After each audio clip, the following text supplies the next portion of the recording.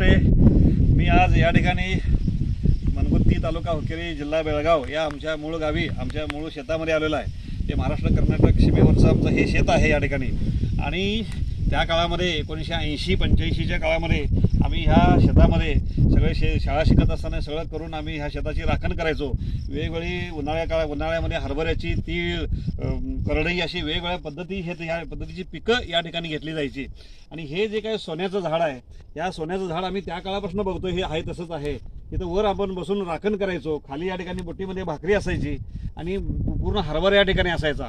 आणि असंच एक दिवस मी दुपारचं पाणी मला ताण लागल्यामुळं पाणी आणायला मी या ठिकाणी विहीर आहे गावड्याची, तिथे मी खाली असं गेलो. आणि खाली गेल्यानंतर आमच्या पलीकडच्या शेतातली एक मुलगी त्या ठिकाणी वरून इकडे शेताकडे ती जात होती. आणि ती वर असं जात असताना मी तिकडे गेलो, ती वर गेली.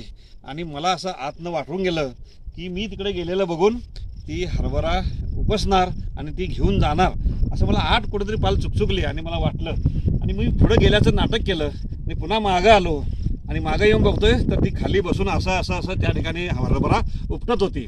आणि मी तिथनं लगेच बघून जरा उपटू दिला आणि बघून तिला हळी मारली की एक हरभरा उपसायला मी गेलेलं बघून असं म्हटल्यानंतर ती म्हणली, तू गेलं नाहीस वय, तू गेलायस वाटतं म्हणून मी उपसा लागलेला आहे असं म्हणून तिला म्हटलं मी काही गेलेलं नाही, तू 100% खात्रीनं तू घेणार आणि हरभरा चोरी करणार असं मला वाटलं म्हणून मी मागं आलोय.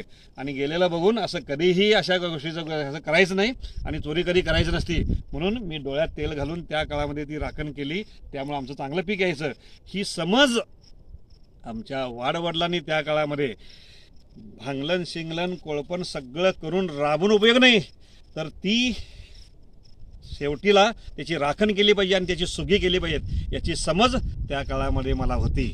आणि म्हणून त्या पद्धतीनं जसं शेताभाताची राखण करतो तसे कुटुंबाची, घरादाराची, कामाधंद्याची सगळ्याची राबण्याबरोबर राखण करून ते आपल्या हाताला लागलं पाहिजेत याची काळजी घेतली तर मला असं वाटतंय फार चांगलं होणार आहे. ही समज त्या काळामध्ये मला दिलेली होती. त्यामुळं आज मला अनेक गोष्टी करता आल्या. याच शेतामधला हा संदेश मला द्यावासा वाटला. थँक्यू.